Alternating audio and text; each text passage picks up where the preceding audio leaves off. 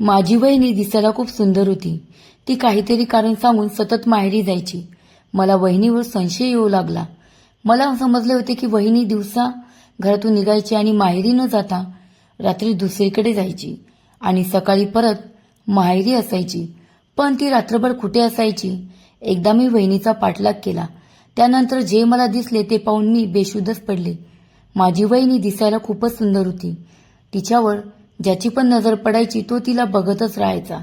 दादा आणि वहिनीच्या लग्नाला अजून 1 वर्ष सुद्धा झालं नव्हतं तरी वहिनी उठसूट सतत माहेरी जायची. कमीत कमी आमच्या घरापासून वहिनीचे माहेर 10 ते 12 किलोमीटर होते. मला वहिनीचं सारखं सारखं माहेरी जाणं जरा खटकायचं.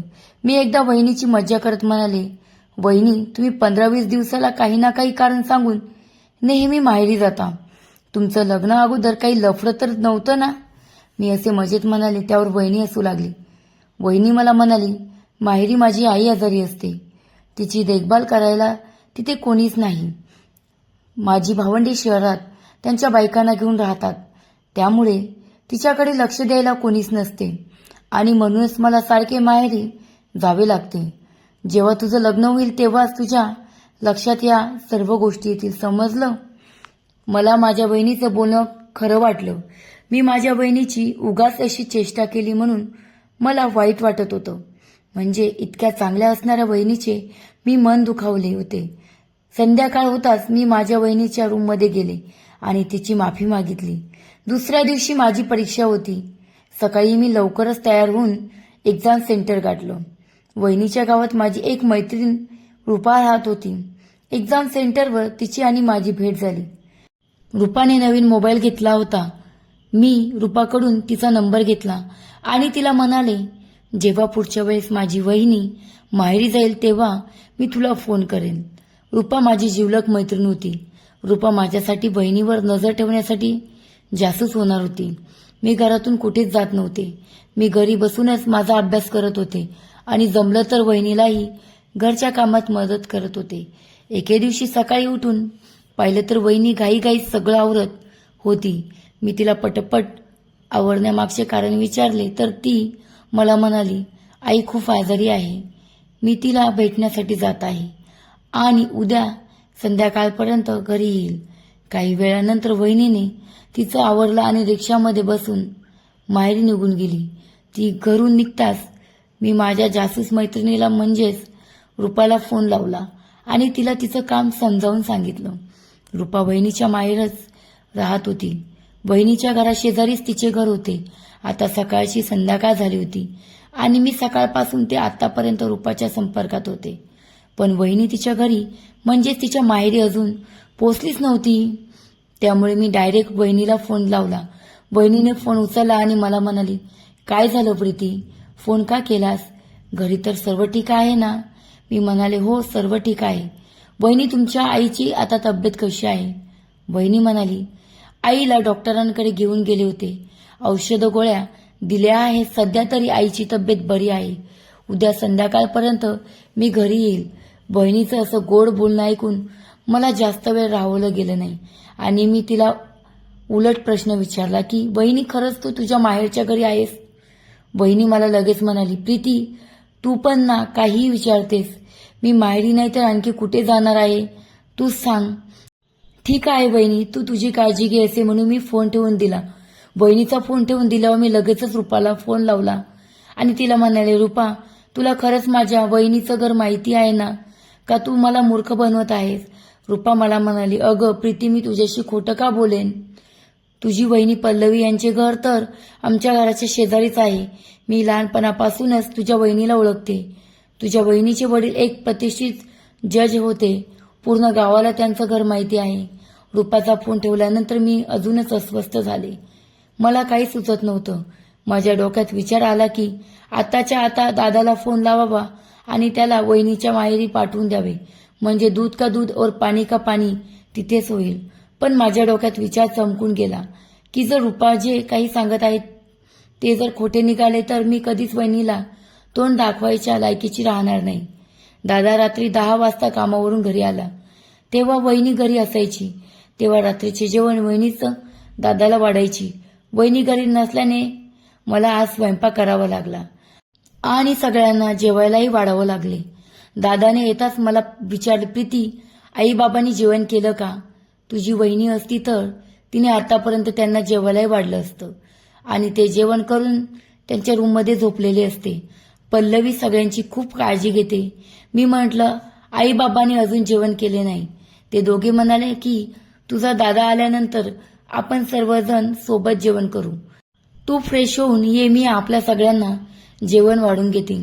दादा फ्रेश होऊन आईबाबाजवळ जेवायला येऊन बसला. मी जेवायला त्यांना वाढत होते. जेवण करताना मी दादाला म्हटले, दादा, वहिनी खूप छान भाकरी बनवते, पण मला तिच्यासारख्या भाकरी जमत नाहीत. माझ्या हाताने भाकरी नेहमी करपते. त्यावर सगळे हसले. मग मी म्हणाली, वहिनीसोबत तुझं बोलणं झालं का दादा? त्यावर दादा म्हणाला, हो, आताच काही वेळापूर्वी आमचं बोलणं झालं आहे. सासूबाई आजारी आहेत आणि आताच तिने त्यांना औषध दिली आहेत. उद्या संध्याकाळपर्यंत ती परत घरी येईल.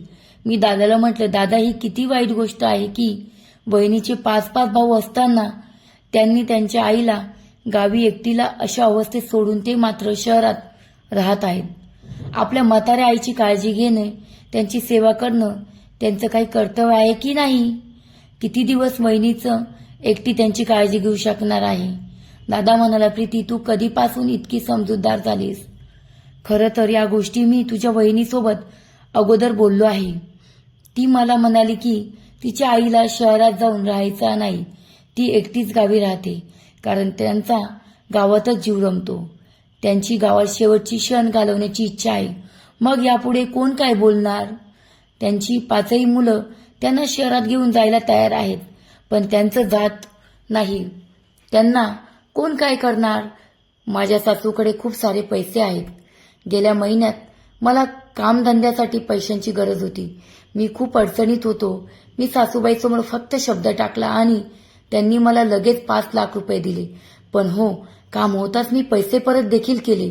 माझे सासरे जज होते आणि माझी सासू पण मोठ्या पदावरून रिटायर झालेली स्त्री आहे. खूप सारी पेन्शन मिळते त्यांना. त्यांच्या सर्व सुना मुलं खूप खुश आहेत. त्यांचे 3 मुलं सरकारी नोकरीत आहेत आणि 2 मुलांचा मोठा बिझनेस आहे. मोठ्या मुलाने तर खूप मोठा बंगला बांधला आहे, पण त्या तिथे जात नाहीत. म्हणतात की मोठ्या घरात मला गुदमरल्यासारखं होतं. मला कळून चुकलं होतं की वहिनीसारखं माहेरी जाते. याचा दादाला राग का येत नाही, कारण जेव्हा पण दादाला पैशाची गरज असते तो त्याच्या सासूकडून पैसे मागतो आणि मागताच त्याला ते पैसे मिळतात. सासू आणि जावई यांच्यामध्ये असा व्यवहार होत होता. त्यामुळे वहिनी म्हणत येईल तेव्हा माहेरी जात होती आणि दादाला या गोष्टीचा काहीच फरक पडत नव्हता किंवा त्रास होत नव्हता. दादा आणि वहिनी एकाच कॉलेजमध्ये होते. कॉलेजमध्ये असतानाच दोघात प्रेम झाले होते. घरच्यांनी पण मुलाच्या या सुखात अडकाठी नको म्हणून दोन्ही कडून होकार दर्शविला आणि दोघांचं लग्न लावून दिले. नाहीतर वहिनीच्या श्रीमंत घरापुढे आमचं घरानं काहीच नव्हतं. पण एक असलं प्रेम लग्नाला 1 वर्षही झालं नव्हतं की दोघांचं मन भरलं सुद्धा. सगळ्यांचे जेवण आटोपल्यानंतर आम्ही सर्वजण आपापल्या रूममध्ये झोपण्यासाठी निघून गेलो. पण मला काही झोप येत नव्हती. मी विचार करत होते की जर वहिनी तिच्या माहेरी नाही तर मग ती कुठे जाते. मी न राहून पुन्हा एकदा रुपाला फोन लावला, पण रुपाने तो उचलला नाही. सकाळी ती उठलीच होती की माझा फोन वाजू लागला. रुपाचा फोन आला. मी तिला काही बोलणार तोच ती म्हणाली, प्रीती, तुझी वहिनी आताच ऑटोमधून उतरली, घरी आली आहे. रुपाकडून ही खबर ऐकून माझा संशय खरा ठरला. आता ती समजली होती की वहिनी रात्रभर दुसरीकडे होती आणि आता घरी पोहोचली आहे, कारण तिला तिचं खोटं लपवता येईल म्हणून. वहिनी आता दादाला फोन करेल आणि तिच्या आईशी दादाचं बोलणं करून देईल, म्हणजे दादाला तिच्यावर शंका सुद्धा येणार नाही. मी रूममधून आवरून बाहेर आली आणि सगळ्यांसाठी नाश्ता बनवून लागली. दादा नाश्ता करण्यासाठी बसलाच होता की तितक्याच दादाच्या फोनवर वहिनीचा फोन आला आणि वहिनीची तिच्या आईसोबत दादाचं बोलणं करून दिले. नाश्ता करून दादा त्याच्या कामावर निघून गेला. दुपारचे जेवण बनवून मी माझ्या अभ्यासात करायला निघून गेले. दुपारी डोळा लागताच होता की रुपाचा फोन आला. ती म्हणाली की वहिनी आताच तिथून निघून आली. संध्याकाळी 4 वाजेपर्यंत वहिनी घरी पोहोचली. आईबाबांना भेटून ती लगेच माझ्याकडे आली आणि म्हणाली, प्रीती, आजकाल तू माझी खूप काळजी घेत आहेस. काल तू मला फोन केलास, खूप बरं वाटलं. मी म्हणाले, तुमच्या आईची तब्येत कशी आहे वहिनी? सध्या तरी ठीक आहे. एवढं बोलून वहिनी माझ्या रूममध्ये निघून गेली आणि मी मात्र बेडवर पडून वहिनीच्या अशा वागण्यावर विचार करत बसले. कसली चारित्र्य नाही ही बाई. माझ्या दादाला खूप मोठा धोका देत आहे ही बाई. वहिनीने आणि दादाने प्रेमविवाह केला होता, पण प्रेम हे असं असतं का? किती निर्लज्ज आहे वहिनी, जी दादासमोर साळसूतपणाचा आवा आणते. मला वहिनीचं खरं रूप सर्वांसमोर आणायचं होतं, पण माझ्याकडे वहिनीविरोधात कोणतेच पुरावे नव्हते. त्यामुळे मी गप्प राहून योग्य संधीची वाट पाहत होते. अजून 15 दिवसही झाले नसतील की वहिनी माहेरी जाण्यासाठी तयार करत होती. मी वहिनीला विचारले, कधीपर्यंत परत घरी येशील? वहिनी म्हणाली, उद्या दुपारपर्यंत मी परत येईल. त्याचं असं आहे की आईच्या खात्यामध्ये पेन्शन जमा झाली आहे. ती आजारी असल्याने पैसे काढण्यासाठी मला जावे लागणार आहे. मी म्हटलं, ठीक आहे वहिनी, तू काळजी करू नकोस, मी रात्रीचे जेवण बनविते. वहिनी घरातून बाहेर पडतात. मी आईला आवाज दिला आणि म्हटलं, आई, मी कॉलेजला जात आहे, संध्याकाळपर्यंत परतील. स्कूटी चालू केली आणि मी वहिनीचा पाठलाग करू लागले. वहिनीचं गाव 10 ते 12 किलोमीटर होतं, पण ट्रॅफिक आणि रस्ता खराब असल्याने 1 तास तरी लागायचा. वहिनी तिच्या माहेरच्या दिशेने जात होती. मला वाटलं की वहिनीला शंका तर आली नसेल ना की मी तिचा पाठलाग करत आहे. तेवढ्यात रिक्षाने समोर जाण्याऐवजी डावीकडे टर्न घेतला आणि थोड्या वेळातच रिक्षा एका जुन्या घराच्या गेट समोर जाऊन थांबली. रिक्षावाल्याला भाडं देऊन वहिनी त्या घरात गेली. वहिनी आत गेल्यावर मी गेटवर गेले आणि गेटवर लावलेली पाटी वाचली तर त्यावर सदाशिव माने असे लिहिले होते. मी हेल्मेट घातल्यामुळे मला तिथे कोण ओळखू शकले नाही. पुढच्या 1 तासात मी परत आमच्या घरी पोहोचले. रात्रीचे जेवण आटोपल्यानंतर मी दादाला विचारले, दादा, वहिनीसोबत तुझं बोलणं झालं आहे का? दादा म्हणाले, हो, रात्री बोलणं झालं होतं. जेवण झाल्यानंतर पुन्हा एकदा फोन लावेल का? तुला तुझ्या वहिनीची खूपच काळजी वाटते आहे ग. मी काही बोलणारच की आई म्हणाली, अरे बाळा, तू तर दिवसभर घरी नसतोस, पण या दोघी नणंद भाऊजे अगदी बहिणीसारख्या राहतात. दोघींमध्ये खूप प्रेम आहे आणि ते प्रेम बघून मला खूप बरं वाटतं. अरे हो, बरं झालं लक्षात आलं. तुझी बायको मला म्हणत होती की प्रीतीसाठी एक स्थळ आहे, तुला पण तिने सांगितले असेल ना? दादा म्हणाला, हो, पल्लवी मला म्हणत होती. मोठ्या भावाचा मेहुणा आत्ताच इंजिनियर झाला आहे आणि तो मुंबईला एका मोठ्या कंपनीत पण कामाला आहे. त्याच्यासोबत प्रीतीचं लग्न करावं असं म्हणत होती. मी जेवण करून माझ्या रूममध्ये आले आणि बेडवर पडून विचार करू लागले की या वहिनीने आणलेल्या स्थळाला मी कधीच होकार देणार नाही. वहिनी एक चारित्र्यवान स्त्री आहे. ती तिच्या नातेवाईकांमध्ये माझं लग्न करून ती तिचं कुकर्म लपवण्याचा प्रयत्न करत आहे. बहुतेक तो तिचा भावाचा मेहुणा म्हणजे गणेश तर नसेल ना, ज्याच्यासोबत वहिनीचे लफडे चालू आहे. सगळा विचार करून मी मनात वहिनीला खूप बरं वाईट बोलत होते आणि मला दादाची क्यू येत होती, कारण दादा अशा स्त्रीवर डोळे बंद करून विश्वास ठेवत होता जी एका विषारी नागिन होती. सकाळ होताच रूपाचा फोन आला आणि ती सांगू लागली की वहिनी आताच रिक्षामधून उतरून घरात गेली आहे. नंतर नेहमी सारख्या दादाच्या फोनवर वहिनीचा फोन आला आणि तिने तिच्या आईचं बोलणं करून दादासोबत करून दिलं आणि तिने सांगितले की ती दुपारपर्यंत घरी येईल. आता या गोष्टीचा आठवडा झाला असेल. मी माझ्या बहिणीसोबत पहिल्यासारखंच मिळून मिसळून राहत होते, कारण तिला माझ्यावर संशय येऊ नये की मला तिचं सारं सत्य समजलं आहे. एके दिवशी मी काहीतरी घरात सांगून मी घरातून बाहेर पडले आणि गेल्या वेळेस वहिनी ज्या घरी गेली होती त्या घराच्या बाजूला असलेल्या किराणा दुकानावर जाऊन मी त्या दुकानदाराशी बोलू लागले. मी डोक्यावर हेल्मेट घातले होते. मी त्यांना विचारले, काका, या घरात गणेश नावाचा कोणी मुलगा राहतो का? तेव्हा ते म्हणाले, नाही, इथे कोणीच गणेश नावाचा राहत नाही. मी अजून काही जास्त प्रश्न न करता तिथून निघून आले. घरी आले. मी शपथ घेतली की काहीही झालं तरी मी वहिनीला रंगी हात पकडणारच. एके दिवशी दादाकडून मला समजले की शहरातून वहिनीचे काही नातेवाईक येणार आहेत आणि त्यामुळे वहिनीही खूप खुश होती. 10 वाजता घरात खूप मोठी कार येऊन थांबली. वहिनीचे घरातले होते. मोठे भाऊ आणि भाऊजे आले होते. वहिनी गणेश नावाचा मुलगा पण होता. अजून काही माणसे होती. सर्वजण मला पाहण्यासाठी आले होते. मनातल्या मनात मला खूप राग आला होता. वाटलं की दादाला वहिनीविषयी सगळं सांगून टाकावं, पण मनात काहीतरी विचार आला. सगळ्यांशी चांगलं वागण्याचा प्रयत्न सुरू लागले. लग्न तर करायचं नव्हतं, पण मी विचार केला की गणेशची परीक्षा घेऊ. मला पाहायचं होतं की तो खरंच मला पाहण्यासाठी इथे आला आहे का वहिनीसोबत असलेले अनैतिक संबंध ज्याला नात्याचा मुलामा देण्यासाठी आला आहे. मी गणेशच्या समोर बसले. तो एकटक माझ्याकडे पाहत होता, पण माझा नाईलाज होता. जर तो एकटा असता तर त्याचे डोळेच हातात काढून दिले असते. वहिनी खूप खुश होऊन पाहुण्यांचा पाहुणचार करत होती. गणेशला पाहून मला त्याचा खूप राग येत होता. जर तो माझ्या वहिनीचा यार नसता तर तो वाईट मुलगा नव्हता. सुंदर सुशिक्षित मुलं आजकाल कुठे मिळतात. माझ्या घरच्यांना हे स्थळ खूप आवडलं. सर्वजण लग्नाचे बोलू लागले, पण दादा म्हणाले की प्रीतीचे ग्रॅज्युएशन पूर्ण झाल्यानंतरच लग्नाची तारीख काढूयात. माझं ग्रॅज्युएशन पूर्ण होण्यासाठी अजून 1 वर्षाचा अवधी होता. मला जरा ह्यायचं वाटलं.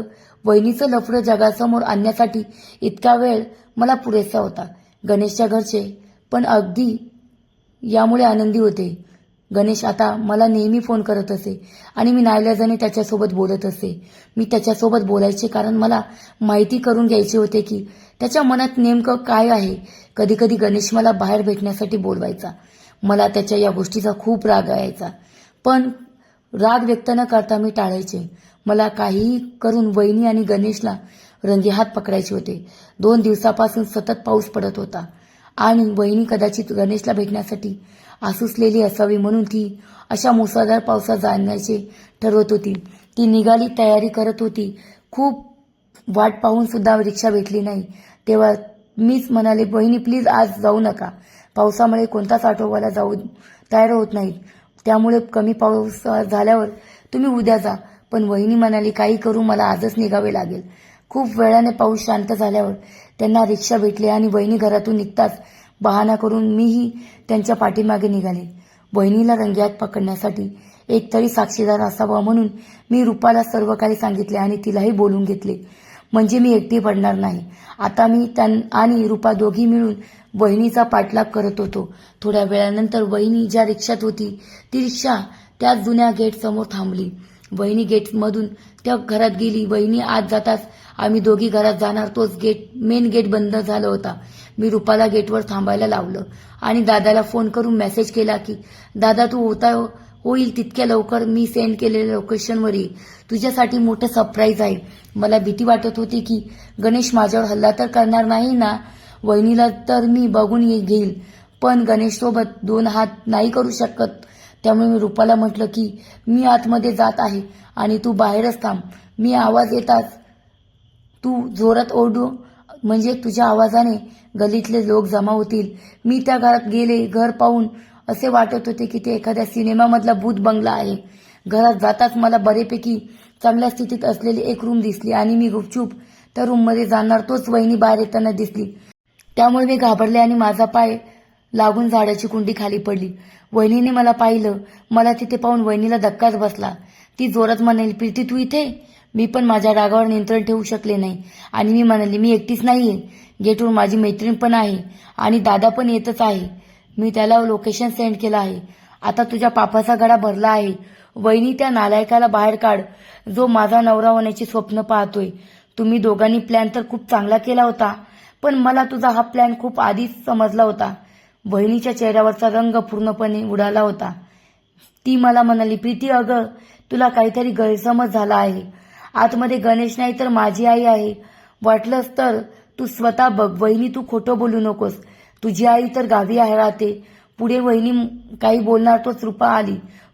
रूपाला पाहून वहिनीला आणखी एकदा धक्का बसला. वहिनी म्हणाली, तुम्ही दोघी सुद्धा आत या, मी तुम्हाला सगळं काही सांगते. आम्ही दोघी भीत आतमध्ये गेलो. आत जाऊन पाहिलं तर आत मध्ये बेडवर एक म्हातारी होती. बेडवर ती शांतपणे झोपली होती.